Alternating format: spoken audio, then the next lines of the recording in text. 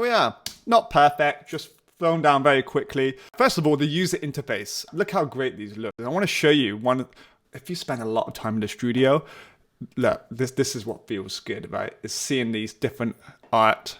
Oh, that's the same one. Seeing these different designs on the user interface. It's just a nice touch, isn't it? So with shorts, doing like the very fast double tongue stuff, I'm always finding myself editing the shorts and kind of like cutting down, you know, rendering it out to audio and then kind of cutting the tail end. With repetitions, don't have that problem. So let's start with the trumpets. You'll notice that I have some shorts here. These are the repetitions, and some of them are staccato. Like what I would do is I would have repetitions, which are the shortest of the shorts, and then the last one would be like a staccato. It's a little bit longer. That way you get more realism. Now, this isn't particularly well programmed. I just did it really, really quickly to give you an idea how efficient this is to work with and how quickly you can get a good result. Here we go.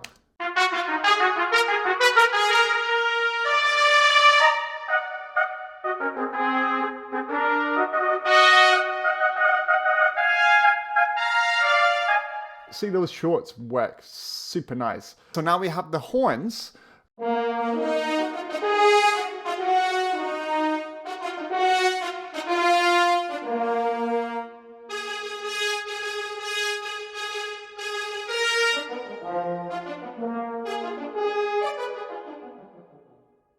All right. By the way, there's nothing on these. Everything is disabled. You're just hearing the library straight out of the box. So let's give the trombones a listen.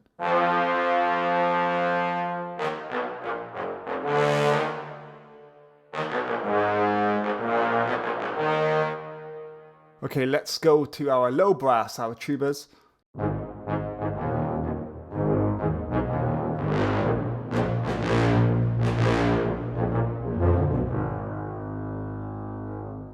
It's a nice faux sound, right? But it's not the fullest sound.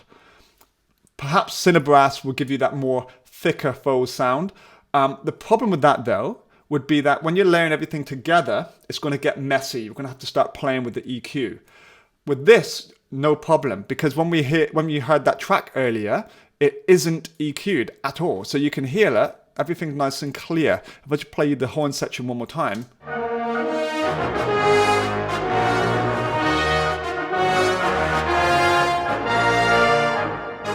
See, it's there, it's super clear, it's present, it's not kind of muddy or anything like that. If you wanted that nice extra bit of thickness to it, just use saturation, a bit of EQ, you can get that effect. Now, the reason why I would recommend that as opposed to, say, having many libraries, I mean, that's the ultimate, having 4 or 5 different libraries that can give you across the board all of the possible sounds you might need as a composer.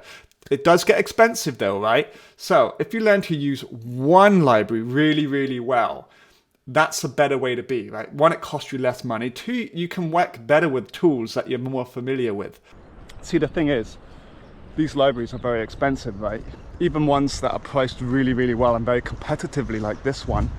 If you want to have all of the different kind of sounds and the different kind of articulations that you need or want, then it's going to cost a lot, because you're going to need really maybe 3 libraries, perhaps 4, to get everything. But the smartest thing to do is to really know one really, really, really well, because if you know one really, really well, then you will use it better. We need to learn to use our tools to the very best of our ability and to get the most out of them. So with that in mind, it's important to have a library that you can work with that gives you pretty much everything you need to be able to do anything you want. So Afflatus Brass, I keep saying that wrong, provides a lot, because it provides more than most brass libraries provide. Not just the designer patches, but also the cross-fadable ones, the repetitions, the constant updates with the new designer patches that they're bringing out, or maybe have already brought out before this video has gone live. So this is a great library if you're going to get one and work with it. If you're a student or a composer and you're working to a budget, then this is the one to go for. Also, if you made some money and you're looking to expand your library portfolio, then this one's a great one, because it provides things that most libraries do not have. As far as I'm aware, I don't think any have the repetitions patch and the designer patches to the level that these guys have made. So this one is very much worth considering. Here's another feature I really love. There are these patches where you can crossfade between one sound to another. So in this case, I'm going to demonstrate sustain to flutter, a great time-saving thing. Check it out. Oh, by the way, the modulation is where it goes from sustain to the flutter. Here we go.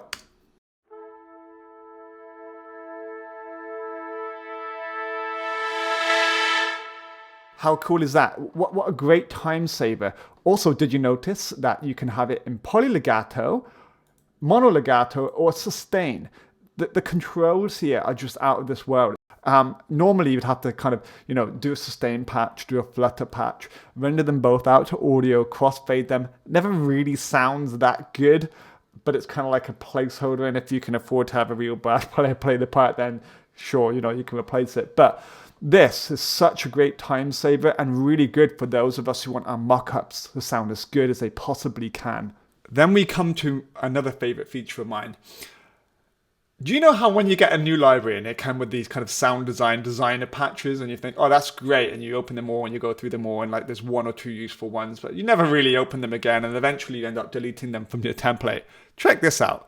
Not going to happen with Afflatus Brass because they are very useful. And check out the really cool user interface. They've got that cool art again. So I've used on this piece of music 2 different ones that I really like, but I kept them all in my template, as you can see. So we're going to start off first of all. You can see I've got these key switches here. So we're going to go from staccato to marcato and sustain legato. I got it set to mono legato. You can obviously do poly and sustain as well. So here we go.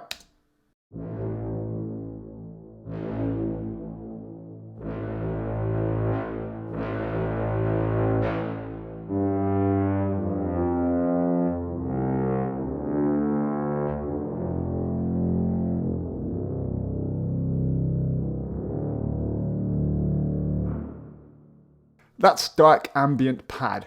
Super useful, really good for layering up with stuff to give it a nicer tone or a thicker sound. Okay, so here's the project. Everything's rendered to audio, as you can see. So the orange is the brass. I've used trombones, low brass, horns, and tuba. So first of all, you're hearing kind of live guitar, but everything else is a mock-up, except from the hand drum.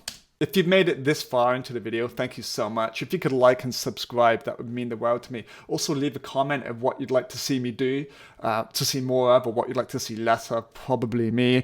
But let me know, because this is a new thing I'm doing. If you find it enjoyable, then please hit that big red subscribe button.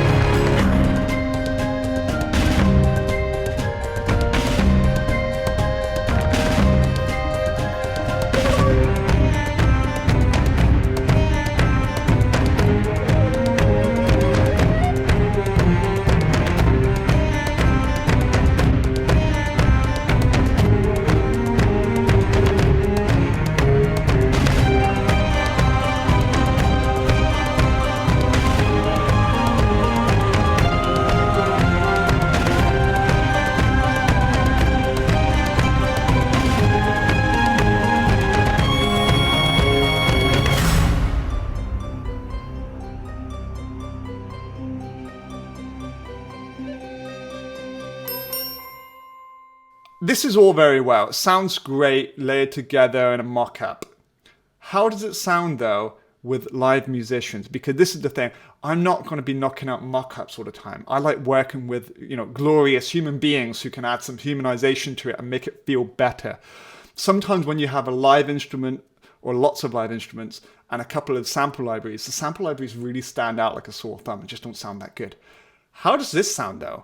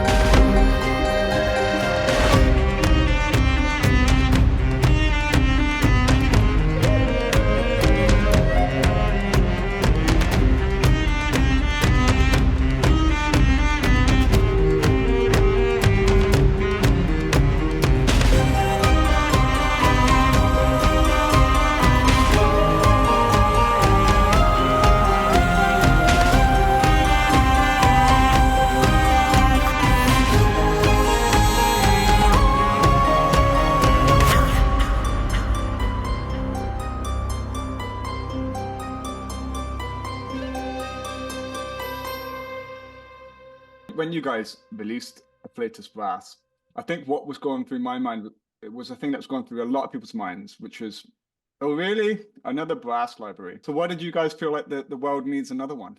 Afflatus is a cool word that we found in the dictionary, meaning like a divine creative impulse or a spark. So it's all about getting some sort of an extra push. And sometimes both me and Alex and all the other colleagues that are working here in our studio complex in Bulgaria, we are working under sometimes really stressful deadlines. And because everybody talks about the creative, block, and you have some sort of a creative block, how do you fight it?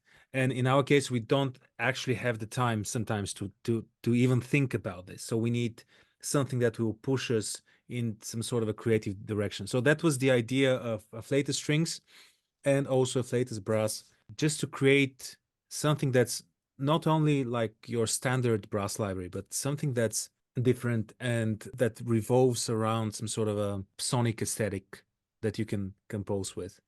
I'm not sure if I'm allowed to say this, that's some sort of an Easter egg, So you'll be an exclusive person to know this. But when we started out with the Afflatus strings, all those instruments have their own names, which are names that we cannot publicly use, I guess, in an instrument setting. So they're like some sort of an homage, so to say. So, for example, the minimalist strings were called Arvo. So they're based around the aesthetic of Arvo Pärt. So similar to the brass. Obviously, Hunter brass, that's like Predator inspired brass, and so forth and so forth. Yeah. The chosen one is this is Alex's favorite. Yeah, that's the Matrix. So we listened through many soundtracks, very old school Hollywood soundtracks, which have this very typical sound, and we chose some of the most iconic out of them, and we decided these most iconic parts need to somehow be recorded. So we recorded not only brass, but we made combinations with strings, with percussion, with woodwinds, and all of these dominated by brass, of course. When you open up like the curated ensembles, which is probably the most unique thing about this library. Also, we were aiming in a lot of consistency here.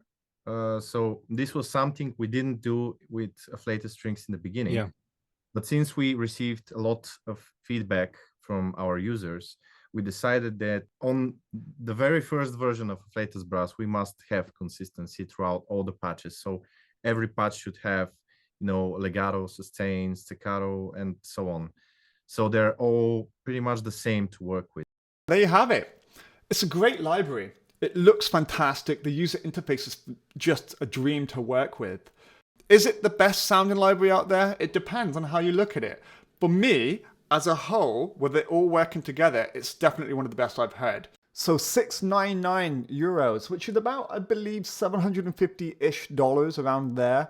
So price-wise, we're looking at somewhere between Cinesample's kind of everything Cinebrass package, and then a little bit higher than this would be the JXL brass, which I believe is around €750, around that point. So this is somewhere in the middle between Cinesamples and JXL brass. So price point is pretty good. The other thing is there are updates being done all the time. So by the time you see this video, these probably have already been put into place, and there's probably more coming. And what I love is that the updates are more of these really cool designer patches that I love. So we're going to see more of those coming. Let me know what you think. How do you feel this compares with what you use? Perhaps Trailer Brass or Cinebrass or Junkie XL Brass. There's so many out there. And in such a wide world of brass libraries, I do feel like this one stands out from the crowd. And it's very unique. So let me know what you think. Oh, by the way, please leave a comment and like and subscribe. Also, if you want to support the channel even further, if you go to the website in the description, you can purchase vinyls, CDs, album art, all of the different stuff I've been doing. But thank you so much for watching, and I'll see you in the next one.